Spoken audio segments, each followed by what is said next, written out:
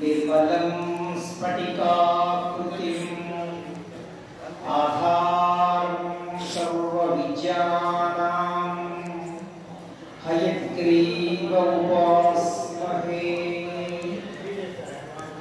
సభా సరస్వతికి నమస్కారం తెలియజేస్తూ సభా వేదిక ఉన్నటువంటి సభాధ్యక్షుడు మిత్రుడు సహాచారి మర్షి గోపాల్, అలాగే ఈనాటి కార్యక్రమ ముఖ్య అతిథి సోదరుడు డాక్టర్ కల్కొండ రామకృష్ణ.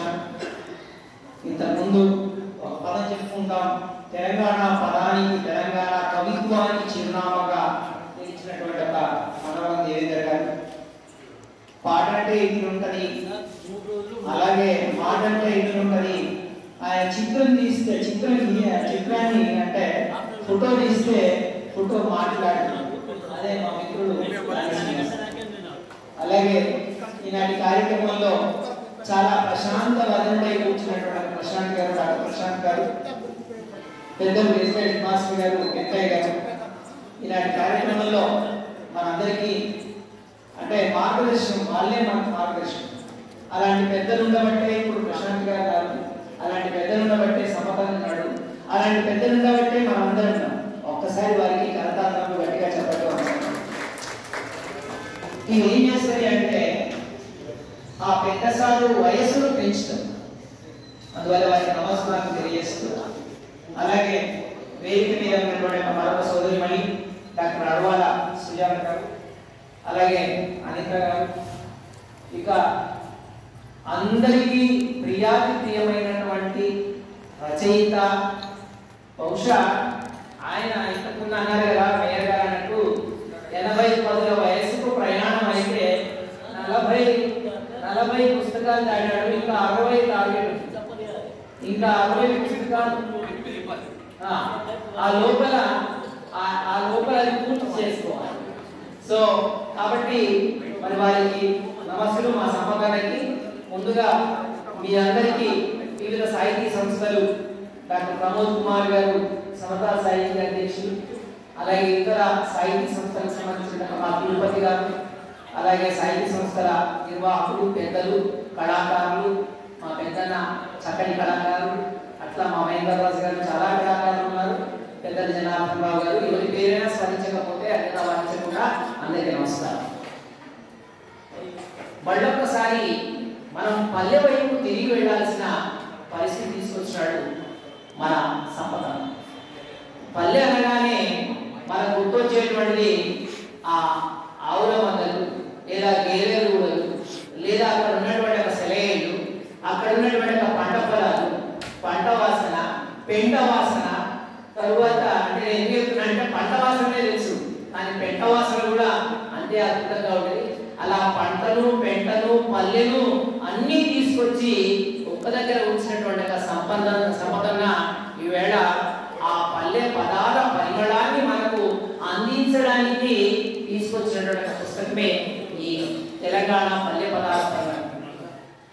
ప్రతి దేశానికి అలాగే ప్రతి ప్రాంతానికి ఒక భాష ఉంటుంది. ఆ భాషకి ఒక ప్రత్యేకత కలిగి ఉంటుంది. ఎవరి భాష వారికి నేను సొంపుగా ఉంటుంది. ఆ సొంపైనటువంటి ఒక భాషల నుంచి, ఇంపైనటువంటి ఒక భాషల నుంచి, రసరమ్యత కలిగినటువంటి ఒక భాషల నుంచి తనదైన మనసు పెట్టి చూస్తే ఇవాళ మనకు కనిపించేటువంటిది ఈ తెలంగాణ పల్లె పరిమళం. ముందుగా నేను ఎక్కడి నుంచి మొదలు పెట్టాలి అనేది చాలా సార్లు ఈ పుస్తకం చదివిన తర్వాత అనుకున్నాను, కానీ ఒక మాట నుంచి మొదలు పెట్టాలి. ఎందుకంటే ఒక శిష్ట వ్యవహారం నుంచి గ్రామీణ మాట వరకు వచ్చినాడు సంపద కాబట్టి ముందుగా ఒక మాట రాస్తున్నాడు. అందరూ ఏం రాస్తారంటే పూర్వాలను లేకపోతే ముందు మాటలను రాస్తారు. దాన్నే శిష్ట వ్యవహారంలో మున్నిడి అన్నారు. మున్నిడి అంటే ఒక సాంప్రదాయకమైనటువంటి ఒక పద్ధతిలో వాడేటువంటి ఒక మాట, అంటే ముందు మాటనే దాని అర్థం ముందు మాటనే. కానీ అది అక్కడ మున్నిడి అని ఎందుకన్నాడు? అది అంటే ఒక సాలు, ఒక సాహిత్యం ఎక్కడి నుంచి ప్రారంభమైంది? ఒక మౌఖిక సాహిత్యం నుంచి ప్రారంభమైంది. ఆ మౌఖిక సాహిత్యం నుంచి ప్రారంభమైనటువంటి ఆ జన జానపద సాహిత్యం నుంచి ప్రారంభమైనటువంటిది. ప్రజల వాటిలో నానినటువంటి యొక్క ఈ పదాలన్నింటినీ కూడా ప్రాణం పోసింది వాడు. ఇవాళ మన మధ్య నుంచి మనకు తెలియకుండానే కొన్ని పదాలు వెళ్ళిపోయినాయి మనకి. అందుకే ఇవాళ ఇంకొక అంశాన్ని కూడా, ఇందులో చాలా అంశాలు ఉన్నాయి. ఇంతకుముందు మనం చూసినట్టయితే మాటల మధురిమలు, మురిపాలు, సొబగులు, యాసలు, పరిభాషలు, ఉపభాషలు, జానపద గేయాలు మరెన్నో అంటాడు. తెలుగు వారికి అంటే తెలంగాణ వారికి అనుకోవచ్చు, తెలుగు వాళ్ళకి అనుకోవచ్చు, ఒక జానపద కళా వారసత్వం ఉన్నది. ఆ కళా వారసత్వమే ఇక్కడ జాతి సంస్కృతిని తెలియజేస్తుంది. అందుకనే అలాంటి ఆకారాలు ఏవైతే ఉన్నాయో అవి జానపద కళలుగా ఉంటాయి. అందువల్ల తెలంగాణ భూమి ఈ జానపద కళలకు పండిన పొలం లాంటిది అంటాడు.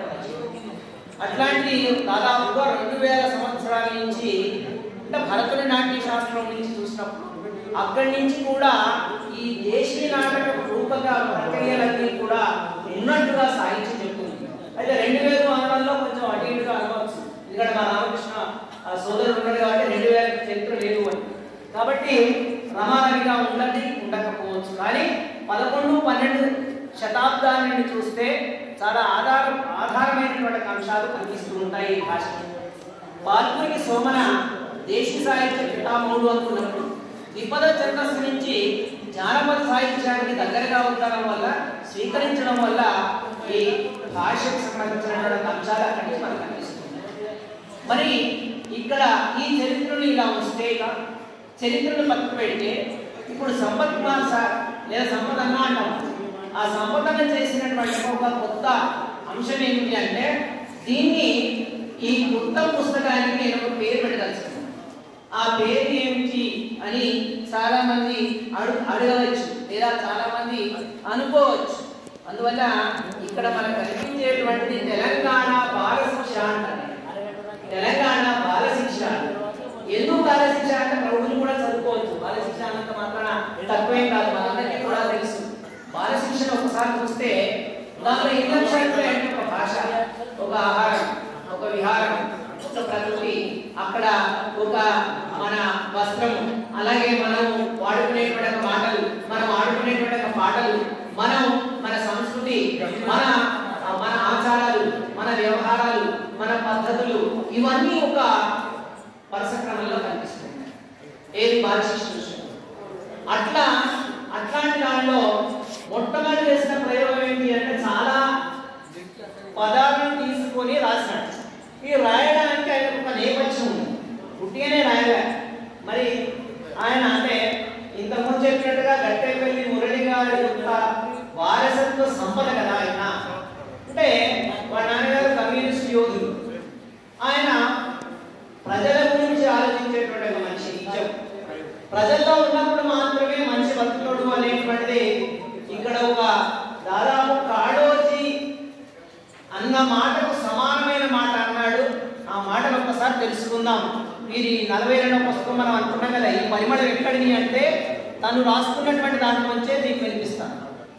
మా తండ్రి గారు నన్ను ఒకసారి పిలిచి, దొర అంటే ఏమనుకుంటున్నావయ్యా, మన పల్లెల్లో కొంచెం విద్యాబుద్ధులు గలవాడను సార్ అనలేక దొర పటేలా అంటున్నారు. కానీ మన గొప్పేం లేదయ్యా.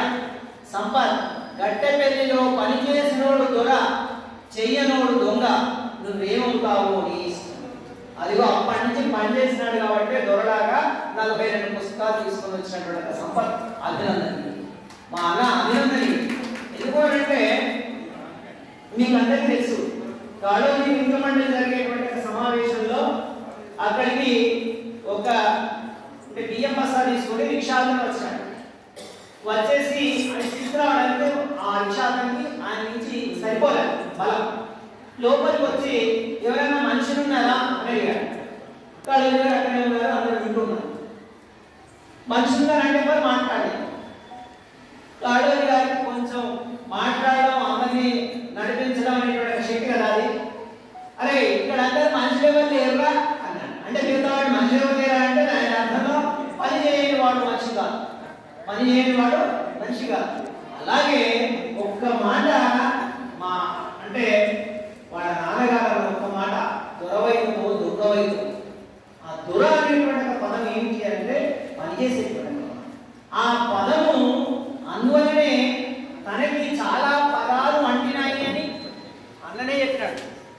పదాలు అంటడంలో కూడా ఇక్కడ ఎంత మంచిగా చెప్తున్నాడు, ఒక యాసలో ప్రాసలో ఒక అద్భుతంగా. ఎందుకంటే వాళ్ళ ఊరు మానేరు పక్కన ఉంటుంది, నాకు తెలుసు. ఇక్కడ మా క్లాస్మేట్ మా తిరుపతి వాళ్ళ ఊరు కనుక, మా తిరుపతి ఊరు కనుక వాళ్ళ ఊరు గురించి నాకు తెలుసు. సుక్క పంటకు లేసి నీళ్లు కట్టుడు, కోరుకోళ్ళు పొడిసెడేళ్లకు లేచిపోయి మూట కొట్టుడు, నాగలి దున్నుడు, కొట్టలందుకొని కట్టెలు కొట్టుడు. ఇగో ఇట్లా మెల్లగా మనుషుల మధ్యన పడ్డ.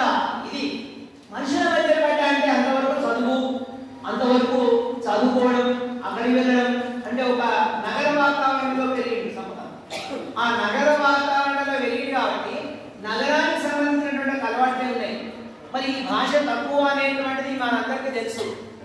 చాలా మంది కూడా తెలంగాణ రాష్ట్రం ఏర్పడక ముందు మనం మాట్లాడే మాటను చాలా మంది కూడా ఒక రకంగా చిన్న చూపు చూసినారు. ఆ భాష కోసం మనమందరం కూడా ఒక సైన్యం వల్ల ముందరికి పోయి మన భాషను మనం బతికించుకునేటువంటి ప్రయత్నం చేశాం. ఇవాళ కూడా నేను మళ్ళొకసారి మీకు చెప్తున్నాను ఏంటంటే, నిన్న ఒకసారి కర్ణాటక నుంచి వచ్చిన ఒకసారి నేను చూద్దామా, కర్ణాటక గవర్నమెంట్ ఒక పెద్ద ప్రతిపాదన చేసింది. అది కర్ణాటక గవర్నమెంట్ ఒక పెద్ద ప్రతిపాదన చేసింది. ఏదైతే వాణిజ్య సముదాయాలు ఉన్నాయో, లేదా అక్కడ ఉన్నటువంటి ఒక మామూలుగా హోటల్స్ కావచ్చు, బిజినెస్ సెంటర్స్ కావచ్చు, ఇంకా కావచ్చు, వాటి పేర్లను కన్నడ లోపలికి మార్చాలి అనేటువంటిది అక్కడ ఉన్నటువంటి కౌన్సిల్ నిర్ణయం చేసింది. తద్వారా ఏమవుతుందంటే భాషను బతికించుకునేటువంటి ఒక ప్రయత్నం జరుగుతుంది. ఇప్పుడు కూడా మనం చెప్పాల్సిన అవసరం ఏంటంటే, గౌరవ మేయర్ గారు కాబట్టి మనం కూడా మనకు సంబంధించినటువంటి తెలంగాణ భాషలో పదాల్లో చాలా వరకు మార్పు వచ్చినాయి. తెలంగాణ వచ్చేటువంటి అంటే స్పృహ వచ్చిన తర్వాత, సోయి వచ్చిన తర్వాత మనం ఏమనుకున్నాం అంటే మన పేర్లు మార్చుకున్నాం కొన్ని. అట్లనే తెలుగులో మార్చుకునేటువంటి ఒక ప్రయత్నాన్ని కనుక చేసినట్టయితే ఇంకా బాగుంటుంది అనేటువంటి ఉద్దేశాన్ని మనకు తెలియజేస్తూ, చాలా అంశాలు ఇందులో ఒక్కటి కాదు, చాలా అంశాలు కూడా మనందరికీ కూడా తెలంగాణ పల్లె పదాల పరిమళాన్ని ఆస్వాదించినాడు సంపదన్న. పరవశించిపోయిండు, పరిశోధించిండు, అవన్నీ పూలుగా ఉటలకెత్తుకొని తీసుకొచ్చినాడు సంపదన్న అంటాడు నందిని సిద్ధారెడ్డి గారు. కాబట్టి అలాంటి దాంట్లో ఒక్కసారి ఈ మరి చెప్పేటటువంటి క్రమంలో ఈ పరిమళం ఎట్లా ఉన్నదో చూస్తే చాలా ఉన్నాయి. మొట్టమొదట మనందరికీ తెలుసు, తెలంగాణ పదాలను నిఘంటువును తయారు చేసినటువంటి ఒక మహానుభావుడు కరీంనగర్లో ఉన్నారు, డాక్టర్ నల్లివేల భాస్కర్ గారు, ఆచార్య బాబా శ్రీహరి గారు. మరి వీరందరూ కూడా ఈ తెలంగాణ అంటే పదాలను మనకి నిలబెట్టడంలో శిఖరాయమానంగా కనిపించేటువంటి ఒక డాక్టర్ భాస్కర్ గారు అయితే, మరి తదనుగుణ క్రమంలో నడిచినటువంటి వాడు మా సంపద. ఎందుకనంటే ఎన్ని పదాలండి, ఎన్ని భాషలు, ఒక్కసారి మీరు చూస్తే ఎన్ని యాసలు, ఒక్క వేళ్ళవాడ యాస, ఒక్క ధర్మపురికి సంబంధించినటువంటిది, ఒక్క మంతానికి సంబంధించినటువంటిది. అంటే మనం పిన్నాడు వస్తున్నాడే అంటే ఆ పిన్నాడు రావడం అనేటువంటిది అక్కడ కేవలం మధ్యలో కనబడింది, మనకి ఎక్కడ కనబడింది. అట్లా కొన్ని ధర్మపురిలో సంబంధించినటువంటి ఒక పదాలు, వేములవాడకి సంబంధించినటువంటి ఒక పదాలు. ఇవి నేను ఎందుకు చెప్తున్నానంటే శాస్త్రీయమైనటువంటిది, లేకపోతే ఇంకొక రకమైనటువంటి లేదా శుద్ధ స్తోత్రీయమైనటువంటిది అని చెప్పుకోవచ్చు. ఇవన్నీ పక్కన పెడితే ఒక లంబాడ తెగకు సంబంధించినటువంటి పదాలను కూడా తీసుకొచ్చి ఎంత పరిశోధన అయింది. నిజంగా చెప్తే దీన్ని తీసుకుపోయి సమర్పిస్తే ఒక డాక్టరేట్ ఇవ్వచ్చు అన్నట్టు. ఎందుకు అనంటే నేను ముందే చెప్పాను కదా, ఇందులో కొన్ని పదాలను తాను సేకరించింది. ఆ సేకరించిన పదాలు ఎక్కడో అడగంటిపోతున్నాయి. ఆ అడగంటిపోయేటువంటి పదాలు ఎక్కడ అడగంటిపోకూడదు, మళ్ళీ మనందరికీ కూడా వచ్చి నిలవాలి అన్నప్పుడు అది మన గుండెలో ఉండాలి అనుకున్నప్పుడు ఈ పదాలను అన్ని సేకరించడం కాదు, దానికి అర్థాలు కూడా రాసినాడు. అన్నమాట ఇప్పటి ముప్పడి అంటాం. ఆ ఇప్పటి ముప్పడి అనేటువంటి పదం ఇప్పుడు కొత్త తరానికి తెలియదు. ఇప్పుడు అవ్వైందండి, నంబర్ ఆఫ్ టైమ్స్ పెరిగిందండి, లేకపోతే మల్టిపుల్ అయిందండి. ఇప్పటి ముప్పడి నుంచి ఇక్కడ వచ్చింది. మన పిల్లలందరూ కూడా మనం ఇప్పటి ముప్పడి అర్థం చేసుకుంటాం, ఇద్దరు తీసుకోండి అర్థమవుతుంది మనకి. కానీ ఒక తరానికి వచ్చేటువంటి ఒక తరంలో ఇలాంటి ఒక భాష ఉండేటువంటిది, ఇట్లాంటి ఒక మంచి మాటలు ఉండేటువంటివి మన దాంట్లో అనేటువంటిది మళ్ళొక్కసారి తిరిగి ఏవి తల్లి నిరుడు కొలిసిన యువ సంతములు ఏవి తల్లి అన్నట్టుగా ఒక్కసారి వెనుక తిరిగి చూసుకో, దిద్దుకో, తెలుసుకో, మాట్లాడుకో, అందరికీ పంచుకో అని ఆ పంచేటువంటి ఒక ప్రయత్నాన్ని చేసినాడు సంపతన్న. చాలా చాలా స్థిరంగా చేసినాడు. నేను ఎందుకంటే ఇదే మాట చెప్తున్నా. స్థిరము అనేటువంటిది ఏమో శుద్ధ సూత్రీయంలో వాడతాం, స్థిరము అనేటువంటిది మన తెలంగాణలో వాడేటువంటి పదం. తెలంగాణ మాటలో వాడేటువంటి తిరంగా. తిరంగా కూర్చోవా, మన ఊళ్ళో అనేటువంటి పదం. తిరంగా కూర్చోవా అంటే చాలా అంటే స్థిరంగా కూర్చోవా. అది నీ తరీక అంతే ఉన్నదిరా, నీ తరీక అంతే ఉన్నది. వీడు ఎడిపోతున్నాడు, వీడి తరీక అర్థమైతలేదు. ఈ తరీక అనేటువంటి అంటే ఇట్లా చాలా పదాలను తాను ఇక్కడ సేకరించి రాయడమే కాదండి, చాలా అంశాలను కూడా తనకు సంబంధించినటువంటి కొన్ని పదాలు కాదు, కొన్ని అంశాలు కాదు, మనందరికీ తెలుసు. ఒక తెలంగాణ అంటేనే ఉర్దూ భాషతో మమేకమైనటువంటిది తెలంగాణ. ఎందుకు అంటే మన కరీంనగర్ చూస్తేనే కరీంనగర్ అడుగుపెట్టగానే కనబడే కమాన్. ఆ కమాన్ దగ్గర నుంచి మొదలు పెడితే అంటే కమాన్ అనేటువంటిది కూడా ఉర్దూ. ఆ కమాన్ దగ్గర నుంచి మొదలు పెడితే చాలా పదాలు మనందరికీ అరే ఎదురా అలెక్సాలో ఉన్నదేంటి, ఎంత ఎంత ఎన్ని రోజులే మనం చాలా మాట్లాడుతున్నాం. అరే అలెక్సాలో పోతున్నవేంటి లేదు, అలెక్సాలో కాదు, అందరం కలిసి ఉండాలి. ఇక్కడ అందరం అరే ఎక్కువ మాట్లాడిరా చూప్, ఇప్పటికీ అంట మరి చూప్. ఈ చూప్ అనేటువంటి ఒక పదము అంటే తరం మారింది. ఇప్పుడున్న లాంగ్వేజ్ మారింది. ఇప్పుడు భాష మన గ్లోబలైజేషన్ తర్వాత ఇంగ్లీష్ వైపు ప్రయాణం చేసిన తర్వాత మన భాషని మనం ఎత్తుకోవాల్సినటువంటి అవసరం వస్తుంది. కాబట్టి అట్లాంటి భాషలో ఉన్న మంచి పదాలను, ఉర్దూ పదాలను, ఇట్టు పదాలను, తర్వాత మెచ్చుకోలు పదాలు మనందరికీ తెలుసు. ఇప్పటికి కూడా మనం ఒక మార్పు జరిగింది కానీ మళ్ళీ అదే మార్పు అది మారిపోయింది. మనం మండల్ రెవెన్యూ ఆఫీసర్గా మార్చుకున్నాం తహసీల్దార్, కానీ అది నిలవలేదు. ఎందుకు నిలవలేదు అంటే పాత రికార్డులో తహసీల్దార్గా ఉంది. అలాంటి తహసీల్దార్ అనేటువంటి ఒక పదం మళ్ళీ ఇప్పుడు మనకు తహసీల్ ఆఫీసే కనిపిస్తుంది. ఈ పాత తరానికి మన హెడ్ మాస్టర్ గారు వెంకటేశ్వర లాంటి వాడు లేకపోతే ఎస్ఆర్ లాంటి వాడు వాళ్ళప్పుడు కూడా తహసీల్ కట్టడం, తహసీల్దార్ సమానం తీయడం ఇట్లాంటి కొన్ని పదాలు వాళ్ళలో చాలా అద్భుతంగా వాడుకునేటువంటి వాడు. ఆ పదాలలో ఉండేటువంటి ఇప్పుడు అవన్నీ పోయినాయి. అవన్నీ పోయి దాని భాషాంతరీకరణ జరిగింది. అయినప్పటికీ ఒక ఉద్యమం చేసినాం మనం. ఆ ఉద్యమం తెలంగాణ ఉద్యమం చేసినప్పుడు లడాయి చేసుడే అనే పాట రాస్తే మా లాగోజు వారి బాగా తెలుసు. ఆ లడాయి మీద పాట రాస్తే మనం అందరం ఉరుతలు. తెలంగాణ పదానికి అంత శక్తి ఉన్నది, తెలంగాణ పదానికి. అది శిష్ట వ్యవహారానికి లేదు, దీనికి ఉన్నటువంటి ఒక శక్తి లేదు, ఒక ఊపు లేదు, ఒక ముందుకు తీసుకుపోతుంది, ఒక చైతన్యం అవుతుంది. ఒక కారు గజ్జగట్టి ఆడిస్తుంది తెలంగాణ పదం. కారుకి గజ్జగట్టి ఆడించేటువంటి తెలంగాణ పదంలో ఉన్నది, అంతేగాని మిగతా పదాలు తక్కువ. అట్లా చెప్తే అందుకే మా అన్న అనేటువంటిది ఒక సంస్కృతి. అన్న అనేటువంటిది ఒక సంస్కృతి. ఆ సంస్కృతి లంబాడి భాషలో ఎట్లా అన్నాడు, ఆ సంస్కృతి ఎరకల భాషలో ఎట్లా అన్నాడు, ఆ సంస్కృతి సంస్కృతంలో ఎట్లా అన్నాడు, ఇవన్నీ తెలిసినటువంటి వాడు. కాబట్టి వాటినన్నింటినీ ఒక అద్భుతంగా మనం ముందు చూస్తాం. నాకైతే చాలా అద్భుతంగా అనిపించింది, మీకు వినిపిస్తాను. ఈ పాట బహుశా ఒక 50 ఏళ్ళ కంటే ముందున్నటువంటి వాళ్ళకి మాత్రమే తెలుసు.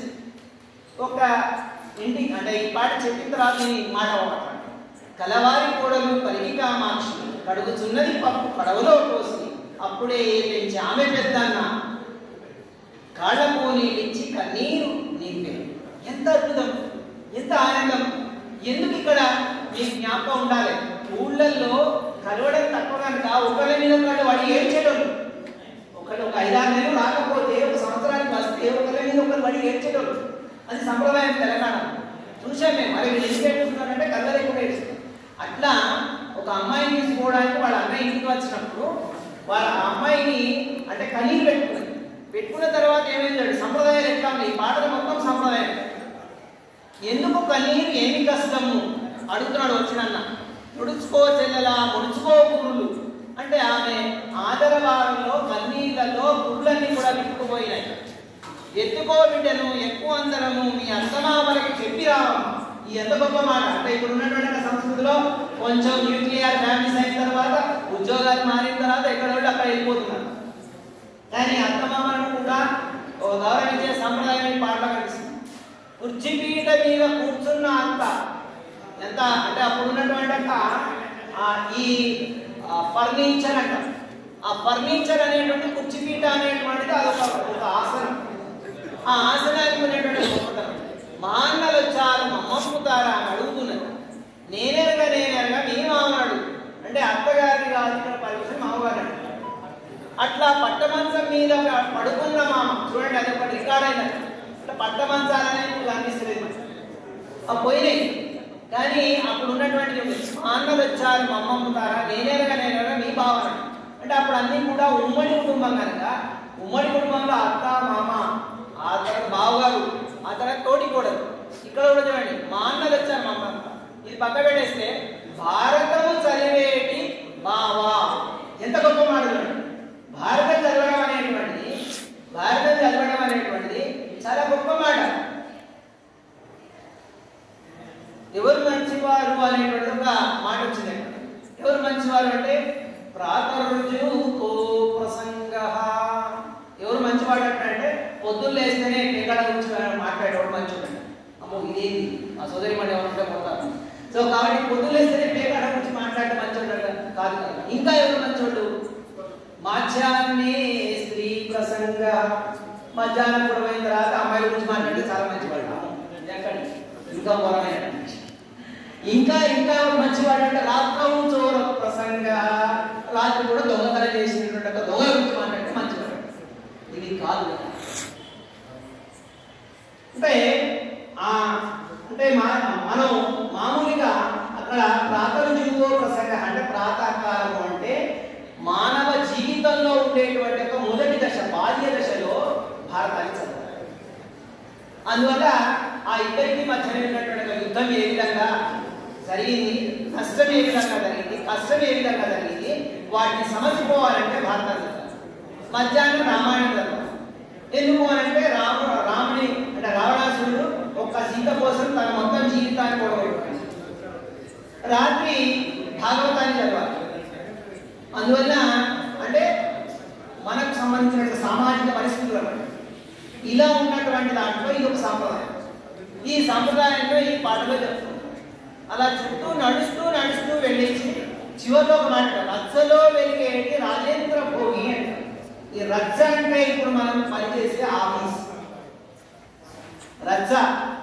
కచీర్ ఇందులో ఉంటే ఇలా మీకు కనిపిస్తే కచీర్ కచేరీ. సో ఎక్కడ పోయింది అంటే కచేరీ పోయింది అంటే ఆఫీస్ పోయింది అని ఎక్కడ. ఇట్లా అర్థాల్లో చాలా అంశాలు మనం ఇందులో చూసుకోవచ్చు. కొన్ని కాదు ఎన్నెన్నో అంశాలు. ఒక్క అంశం అని చెప్పలేదు, ఒక్క అంశం అనేటువంటిది లేదు. ఒక అంశంతో మనం ఇది పూర్తవుతుంది అనేటువంటిది కూడా చెప్పేటువంటిది లేదు. అలా మనం చూసినప్పుడు ప్రతి అంశంలో ప్రతి మలుపులో కూడా విశేషమైనటువంటి ఒక కృషి జరిగింది. కాకపోతే మా అన్న ఏంటి అంటే నాకు ఒకటి అనిపించింది అన్న సమాధానం. నువ్వు వేములవాడ రాసినావు, మంతన రాసినావు, తరువాత ఎక్కడ భాష రాసినావు, హైదరాబాద్ యాస రాసినావు, గోండి భాష రాసినావు, అన్ని రాసినావు. అయితే గోదావరి కనికి ఉన్నావు కాబట్టి అక్కడ కూడా కొంచెం ప్రత్యేకమైనటువంటి ఒక మాటలు అది అందరూ కలిసి ఉన్నటువంటి రోజు అట్లాంటి దాన్ని కూడా నాకు రికార్డ్ చేస్తావేమో అనేటువంటి ఇంకా ఉన్నది. ఇంకా ముందు వచ్చేటువంటి కదా ఏదైనా ఉంటుంది. సో ఇట్లా ఇందులో నేను ఎన్ని చెప్పినా తక్కువే. మనం చదువుకోవడం మంచిది. అంటే మీకు ఈ పుస్తకాల్లో చాలా అంశాలు కూడా ఇవ్వవచ్చు. ఒక్కసారి ఈ పుస్తకాన్ని పూర్తిగా చదువుదాం. చదివినప్పుడు అనేక అంశాలు అనిపిస్తుంది. ఒక్క అంశాలు కాదు, ఒక వ్యవసాయానికి సంబంధించినటువంటి అంశాలు. అలాగే ఒక మా ఊరి యక్షగానం అని రాశారు. యక్షగానానికి సంబంధించినటువంటి ఒక పాటలు వేశారు. యక్షగాన కళాకారుల ఫోటోలు వేశారు. యక్షగానానికి సంబంధించినటువంటి ఒక పాటల్లో మరి విశేషాన్ని కూడా చెప్పినారు. ఇవన్నిటితో పాటు తనదైనటువంటి ఒక ప్రత్యేకత ఉంది. ఇంతకుముందు చెప్పిన కదా యోగా సంపదన్న అని, అంతకుముందు కరాటే సంపదన్న అని, దాంతోపాటు ఆయనకు తెలిసిన వైద్య చిట్కాలన్నీ కూడా ఇందులో ఉన్నాయి. ప్రతి చిట్కాలు కూడా ఇందులో ఉన్నాయి. చాలా అద్భుతమైనటువంటి పుస్తకం ఇది. అన్న వేసుకోలేదు, ఎమస్కో వాళ్ళు వేసింది. గ్రేట్ ఏంటంటే ఒకసారి గట్టిగా చెప్పబడతామని ఎంఎస్లో వాళ్ళు దీన్ని పుస్తకం వేయడం అనేటువంటి చాలా పెద్ద రచయితల పుస్తకాలు వేస్తూ ఉంటారు. అలా పెద్ద రచయితల స్థాయిలో మన అన్న ఉండడం మనందరికీ కూడా చాలా సంతోషం. ఇలా ఇంకా ఎన్ని అంటే ఉపభాషల గురించినటువంటి తరువాత ఇందులో చాలా చాలా అంశాలు కూడా మనం అందుకే ఒక్క మాట మాత్రం నేను ఎక్కడో చదివాను. పల్లీల భాష అమరికమైనటువంటి అలాంటి మలినమైనటువంటి అలాంటి మట్టి వాసన కలిగినటువంటి గొప్ప భాషలో పదాలని అందాలని అలాగే అక్కడ ఉన్నటువంటి ఒక ఆచారాన్ని మనందరికీ పరిచయం చేసినటువంటి సంపద గారికి నమస్కారం. అలాగే నాకు ఈ అవకాశాన్ని ఇచ్చి 4 మాటలు మాట్లాడేటువంటి ఒక అవకాశం నాకు కలిగించినందుకు ధన్యవాదాలు అన్న. నమస్కారం అన్న. మీ అందరికీ కూడా నమస్కారం. వేదిక మీద ముందు